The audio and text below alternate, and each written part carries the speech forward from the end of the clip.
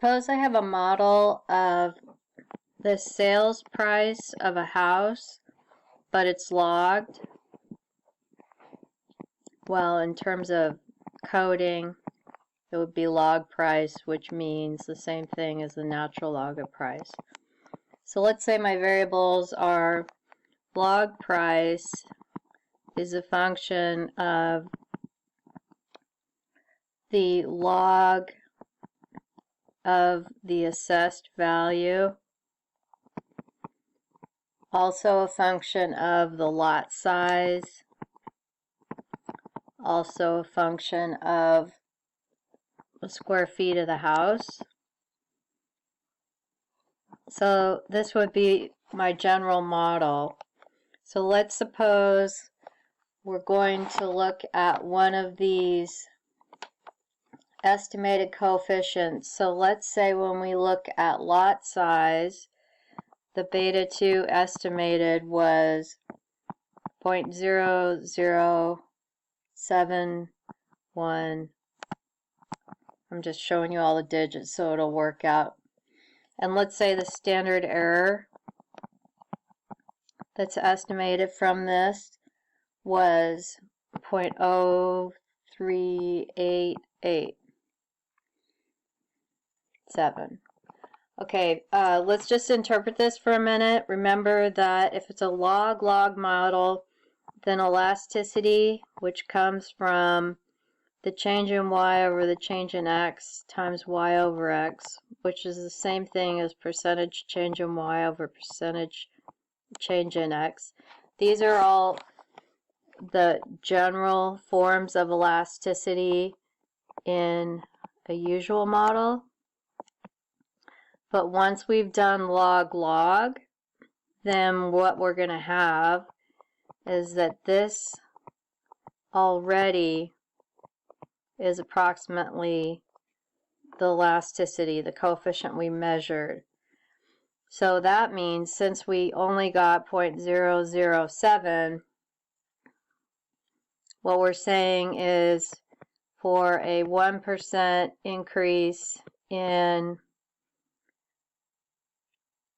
lot size,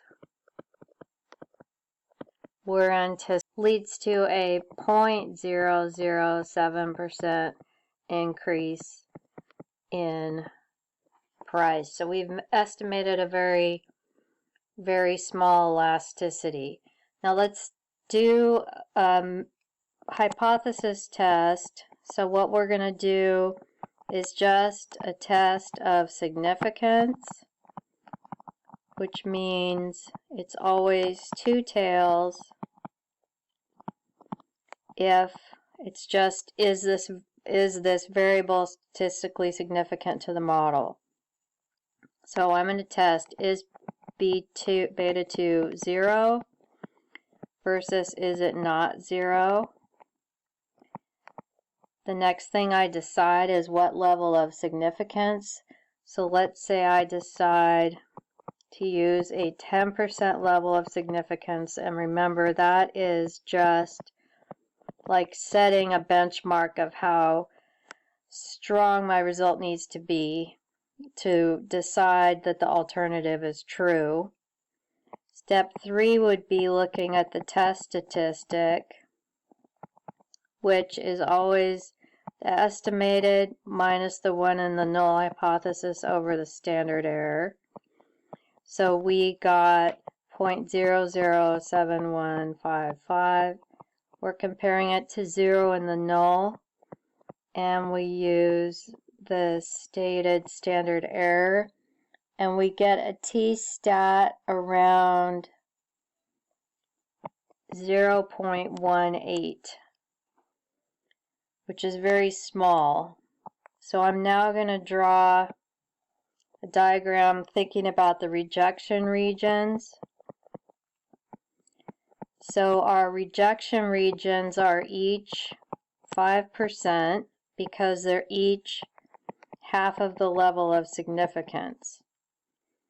Now let's think about this one with a p-value. The p-value is the magnitude of the tails in association with t-test. So here's 0 representing the null hypothesis. My t-test is only a 0.18. So it has a big tail going this way, which is half of the p-value, because p-value is split in two if alpha is split in two. And since it's symmetric, we say the other half of the p-value is over here. And so what we're thinking here is that's how much error we would have to accommodate in our model in order to get to the point where we're going to reject the null. So since we don't want that much error, since p-value is much bigger than alpha, in fact, our p-value for this problem in total is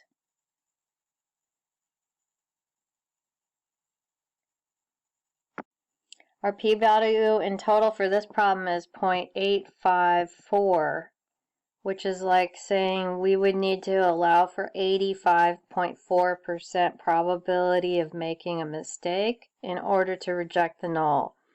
That's much bigger than the 10% maximum that we're willing to allow. So our conclusion is, since p-value is greater than alpha, or what you can do is look up t-critical, but what we will find is here's t-critical is over here. So clearly t-test did not make it to the other side of t-critical, or since t-test is not in the rejection region, that means we do not reject the null. And if we do not reject the null, we cannot